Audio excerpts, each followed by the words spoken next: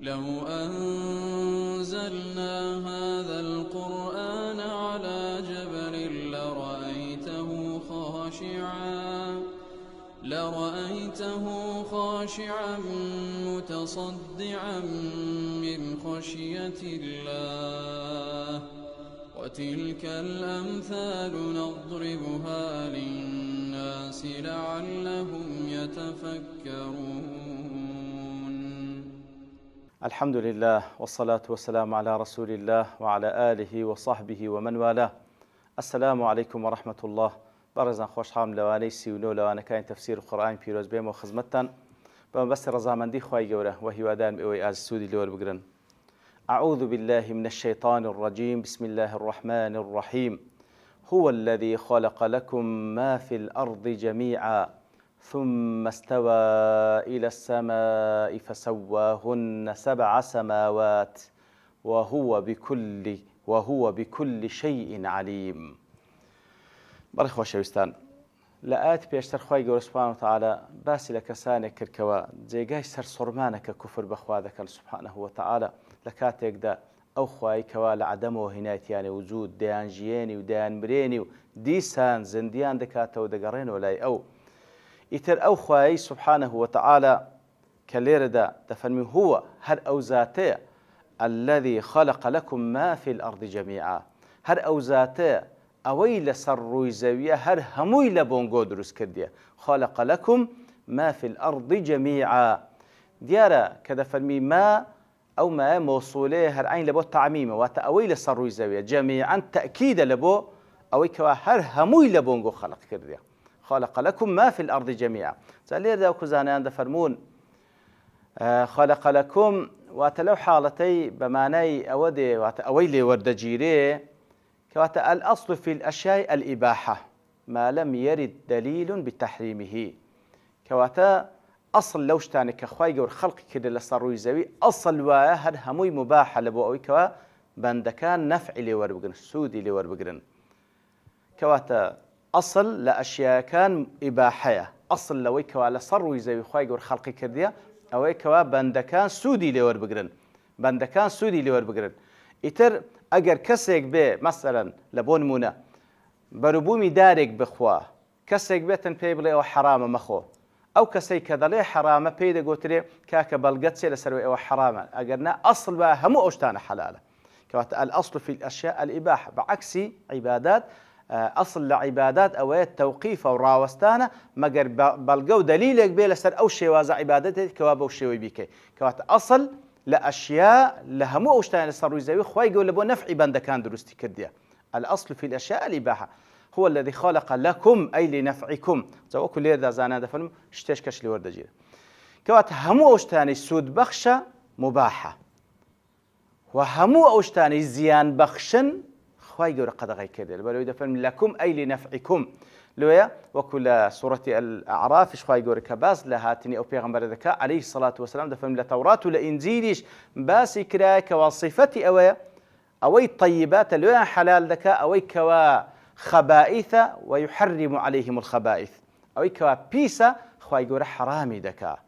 لەسەر زمانی پێغەمبەرەکە عەلەیهی سەڵات وسەلام. کەواتە لێرەش زانایان دەفەرمون هو الذي خلق لكم ما في الأرض جميعا. کە دەفەرمی خلق لكم واتە لنفعكم. الأصل في الأشياء الإباحة هەموو ئەو شتانە سوود بەخشە مباحە مەگەر بەڵگەیەک بێ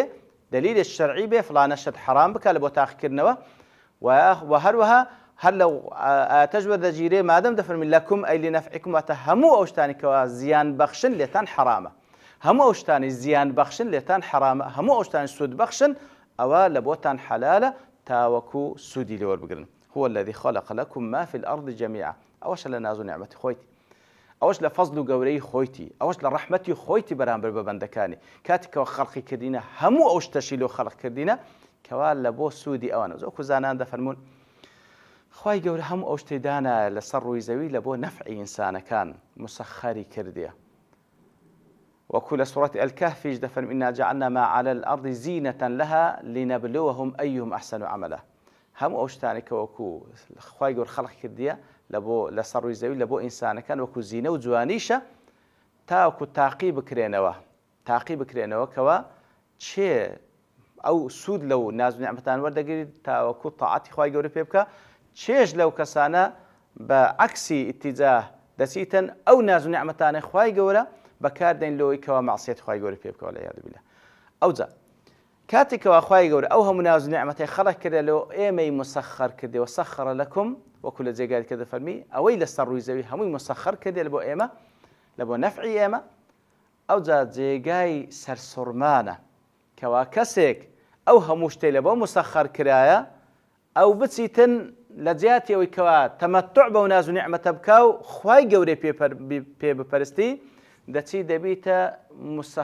خۆی مسەخەر دەکات لە بۆ ئەو ناز و نیعمەتان بەعکسەوە ئەو دەبیتە خزمەتکاری ئەو ناز و نیعمەتانە سبحان الله لە جیاتی ئەوەی تەمەتوع بەوانە بکە لە پێناوی ئەوەی کەوا هەدەفەکەی چیەکەوە خوای پێ بپەرستی خوای پێ لەبیر دەکا خەریکی ئەو ناز و نیعمەتانە دەبیتن و خۆی مسەخەر دەکات لە بۆ ناز و نیعمەتان هەموو ژیانی خۆی لە خزمەتی دینار و دۆلار دەکات ژیان و سیحەتی خۆی و ماڵ و منداڵی خۆی و هەموو شتێک لە پێناوی پارە خەرج دەکات لە پێناوی پارە سەرف دەکات لە پێناوی ئەو ناز و نیعمەتان سبحان الله یعنی عکس دەبیتەوە شتەکە لە کاتێکدا ئەوانە مسەخەرن لە بۆ ئینسان ئەو دەچی خۆی مسەخەر دەکات لە بۆی خۆی ملکەز دەکات ژیانی خۆی دەتاوێنێتەوە لە پێناوی مادە سبحان الله هو الذي خلق لكم ما في الأرض جميعا ثم استوى إلى السماء. طبعا ليرج دام يعني بغلط تينا قيل ما بس ما هو بيتن كدنيا إهمال كنا دنيا إهمال نية أصلا خواي يقول إيمي هناية أو وجودي أو همو ناز نعمتي في بخشينا لو أو كوا صروا يزوي أودام بكينو أولا بشريعة خواي يقول باشانيش بو ناز نعمتانا كخواي يقول في بخشينا أوي كلتوانا من ذهبي أسباب هوكاري إسراحة عدالتي لبو خلشي دابين بكين معناه أوني كوادونا تركين لا بس ناجب ببيا بندي أو مادانا. هو الذي خلق لكم ما في الأرض جميعا ثم استوى إلى السماء باشان خيور ثم دفن ثم استوى إلى السماء فسواهن 7 سماوات باشان خيور سبحانه وتعالى روي لآسمان كان كردو كردني بحفت آسمان كردني بحفت آسمان إتلير دا ثم استوى إلى السماء لصورة فصلتي كوصفي أودكاتا طبعا وكل أضواء البيان دفرمي خلق لكم ما في الأرض جميعا دفرمي ليرة خلق بمعنى قدر ده تقديري أوشتاني كركوا لصروي زوي بيداويستكاني إنسان كان لصروي زوي باشان آسمان كان كرد بحفظ آسمان أو ذا زويش أو كوا بيويز بلبو إنسان كان بفعلي خلقي كر واتي كم ذا تقدير باشان استوى لبو آسمان باشان أو ذا خلق كردني أو كوا لصروي زوية والله أعلم. مهم ثم استوى إلى السماء إلى صورته فصلت دفرمي وهي دخان آسمان كان كروي تكرد آسمان لسرتادا وكدو كليق وابو فسواهن 7 سماوات كردني بحفت آسمان حفت آسمان فسواهن أي بشويتشي ريكوبيك والتسوية زور بمتيني زور بالريكوبيتشي خواهي يقول حفت آسمان وكو خواهي يقول طيباقة لسر يكتري بيك وبند وكو كالبنيان المرصوص خواهي يقول أو آسماني بو بتويي خلق كركو آسمانيك وفضايتي زور فراوان كوا علمي إنسان دەرچی لەوانەیە بە جزئێک و بەشێکی زۆر کەمی ئاسمان کردی ئەو سەری سۆرمە چجا ئێوەی حەفت ئاسمانەکان فسواهن 7 سماوات ئەو ئاسمانە لە سەرەتادا وەکو لە سوورەتی فوسیلە دەفەرمی دوو کەلب و وەکو دوو کەلب و ئەوجا خوای گەورەکردنی بە حەفت ئاسمانی لەسەر یەکتری متەماسک و یەکگرتوو وەکو بینایەکی زۆر تند و قایم خوای گەورە ئەو کەونەی خەلق کرد فسواهن 7 سماوات. جا لێرە ئیستەوا دیارە لە قورئانی پیرۆز بەچەند شێوەیەک هاتیە زانیان دەفەرمون طبعا لە تەفسیری ئاەتە دەفەرموو ئیمامی طەباری دەفەرموو ثم استوى إلى السماء أي علا وارتفع إلى السماء واتە بەرز بۆ لە بۆ ئاسمانەکان و کردنی بە حەفت ئاسمان. ابن كثير رحمة الله دەفەرموی ثم استوى إلى السماء دەفەرموی أي قصد واتە ڕووی لە ئاسمانەکان کرد ڕووی لە ئاسمانەکان کرد بە تەواوەتی ئەوجا کردنی بە حەفت ئاسمان. زاد دەفەرمون ئیستەوا کەلیمەی ئیستەوا لە قورئانی پیرۆز بە 3 مانا دێ ئەگەر بە مطلقی بێ ئیستەوا ئەوە بە معنای کەمال و نضوج دێ ولما بلغ أشده واستوى خی گەورە لە باسی موسا عەلەیهی سڵات وەسەلام لەما بەلغە ئەشودە وەستەوا لێرە دەمە معنای تەواو کامل بوو تەواو بوو ئەوجا خی گەورە سوبحانەهو وتەعالا وەکو دەینێری بە پێغەمبەر ئەوە بە مانای یەکەم کاتێکە بە مطلقی دێ کاتێکەوە ئیستەوا لە دوای عەلا دێ واتە وەکو زان دەفەرمێ عودیە بعەلا وەکو الرحمن على العرش استوى لێرەدا عەلا بە معنای يعني استوى بە معنای عەلا وارتفع واتە بەرز بووە بڵند بوو استواءك لائق بخوي سبحانه وتعالى فإذا استويت على الفلك بنوح دفرمي واتكاتك واتسوي السر أو سفينة وكشتك وأخوي جور فرمان بيك ودرسك على كاتي طوفانك فإذا استويت على الفلك كاتك واستواء كرتسوي السري كاتك استواء باز لاستواء خوي جور ذكر سبحانه وتعالى الرحمن على العرش استوى ثم استوى على العرش لوين درج عين زانان دفرمون استوى ليرد معناه على وارتفع ده على وارتفع او زاد دفرمون بس الشوي او لاني زمانواني بوش شوي على لدوا بمعنى ارتفع وعلى بلام او كذا فرمي الرحمن على العرش استوى لوين در بمعنى وكو عثمان استواء ده بمعنى كي وكو زانان دفرمون الاستواء معلوم وكو امام مالك رحمه الله عليه الاستواء معلوم والكيف مجهول والايمان به واجب والسؤال عنه بدعه كواتا دفرمي استواء معنى لغويكي ديار بمعنى على وارتفع ديتن لبروي على دوا هاتيه بلام كيفيتكي لان خوي جورو مجهوله لبو ايما نزاندراوه ناتوين درچي بيبكين بلام ايما اوها كخوي جور باس كده اوها بوشو ايمان من به سبحانه وتعالى ايمان هنان بي واجبه برسيار كردنش لسونيتكي بدعه اتر معناه سيم دفن أجر استواء إلى لدوا هاد نجع على لدوا هاد بمعنى قصده وتروي تكر وكو إيرا ثم استوى إلى السماء ثم استوى إلى السماء تروي لآسمان كردو كردني بحفظ آسمان بحر حال خوي يقول باز لو مكان ذاك كلبو أي خلق كرديا صروي الزاوية أو زو آسماني كداماني بوشته وكو كونه بونوريش متماسك خوي سبحانه وتعالى خلق لكم ما في الأرض جميعا هر أو ذاته أو إلى صروي الزاوية خوي يقول بو إيمي رخصان دي لبو نفعي إيما أو ذا آسمان كانشي بحفظ آسمان جرايا ودرستي كرديا وهو بكل شيء عليم هل درجة آت كي بيشترى كوا كو كفر بو خوي هذا كان سبحانه وتعالى كوا بو شيوي أو همتوانا ودا صلاتي خوي ليتان ديارك أنقول خلق كده أو زويل لو خلق كده أو همناز نعمتي بيتام أو آسمان عظيمة سبحانه وتعالى سبحان الله يعني وكل سندين آت خوي سنز مرات يشلبو فكر كنو لمخلوقات خوي بتايبتي لو آسمان فراوانا أفلم ينظروا إلى السماء فوقهم كيف بنيناها وزيناها وما لها من فروج يتر خوي جورا سنز مرات يشلبو عظمتي خوي لخلال فكر كنو لبونا وركي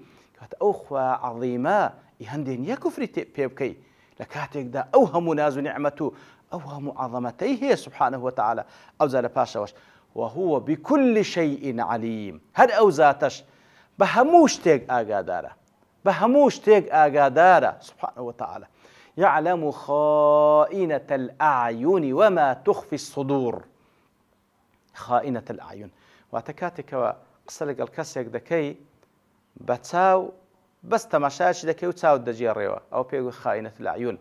بس إشارتك بتساو خوي يقول أقادارة وما تخفي الصدور أو أوهموا نهينيك لنا وسينجا كان أخوا أقادارة بي سبحانه وتعالى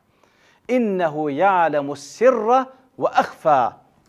وكل سورة طه هذا فيلم خوي يقول بالتأكيد أوي كنهينية ديزاني شارع وتريج لنهيني ديزاني وكزانا عندك لزان تفرمون أدي باش أو نهيني بخوش شارع أدي شارع وترلويسيا تفرموات أو نهيني كلدا هاتو بخيال الدادة أويش دزاني سبحان الله وهو بكل شيء عليم خوي يقول أقادار بهموش تيق كل سورة الأنعامش عين وصف علمي خوي دكاتن وعنده خوي يقول سبحانه وتعالى كاتك وصف علمي خوي دكاتن وما من دابة في الأرض إلا خوي يقول علمي فيها حدا بيق لسروي زويه خوي يقول علمي فيها هر بلكيق لدار هر قلاية دارك وما تسقط من ورقة إلا يعلمها سبحان الله أنت ما شايبك أوهم دار للصروي زويه أوهم قلايك بيوه هر بلك دارك بدبتو خوي يقول أقادار إلا بي أقادار وهو بكل شيء عليم. کەواتە کاتێکەوە ئەوە یەک لە صفاتەکانی خوای گەورەیە کە لێرە و لە چەندین جێگات کە خوای گەورە سوبحانەهو تەعالا تاکید لەسەر دەکاتەوە بەڕاستی دوو شعور لە ئینسان دروست دەکات ئینسانی مسلمان. یەکەم پێویستە بترسێ خوای گەورە ئاگادارە مطلعە لەسەرت ئاگادارە بە هەموو شتێک کە دەیڵێی کە دەیکەی کە بە خەیاڵت دادێ ئاگادار بە لە ژێر مراقەبەی خوای گەورەی سوبحانەهو تەعالا پێویستە لێی بترسێ حسابی لێ بکە. و هەروە شعوری دووەمیش ئینسان حەز بە ئیطمئنان دەکا وهو بكل شيء خوای گەورە ئاگادارە بە هەموو شتێک ئاگادارە بە هەموو شتێک هیچ شتێک نییە خوای گەورە ئاگادار نەبێ. کەواتە تەوەکولی لەسەر بکە پشتی پێ ببەستە هەر ئەو زاتەیە ئاگای لێتە هەر ئەو زاتەیە ئاگای لە هەموو کەسکە و گەورەیەک هەیە لێی بزر نابی. کەواتە پێویستە ئیعتیماد لەسەر بکەیت تەوەکولی لەسەر بکەیت دڵت پێخۆش بی خوا ئاگادارە سوبحانەهو تەعالا. ئیتر وەکو گوتمان ئەوەش لە درێژەی ئاەتی ڕابردووە کەوا بەڕاستی جێگای سەرسوڕمانە کەسێک کوفر بەخوا بکە لە کاتێکدا خوای گەورە خەڵقی کردیە دەیژیێنی دەیمرێنی و زندی دەکاتەوە دەگەڕێتەوە لای و لە ژیانی دنیاشدا ئەو هەم ناز و نیعمەتەی لە بۆ خەڵق کردیە پاشان ئەو ئاسمانە عەظیمەی خەڵق کرد هەندێنی ئەتوو سەرپێچی بکەی لە کاتێکدا خوای گەورە بە هەموو شتێک ئاگادار. لە خوای گەورە دەپاڕینەوە لەو کەسانە من کە پند و ئامۆژگاری لە ئاەتەکانی خوای گەورە وەردەگرین ببیتە مای ئەوەی کەوا عەقیدە و یەقینمان لە بۆ دروست بی کەوا فعلا دەبی ملکەز بین لە بۆ ئەو زاتە سوبحانەهو تەعالا تاوەکو بەختەوەری دنیا و قیامەت بەدەست بینین. وصلى الله وسلم على نبينا محمد وعلى آله وصحبه أجمعين وآخر دعوانا أن الحمد لله رب العالمين. لو أنزلنا هذا القرآن على جبل لرأيته خاشعا متصدعا من خشية الله وتلك الأمثال نضربها للناس لعلهم يتفكرون.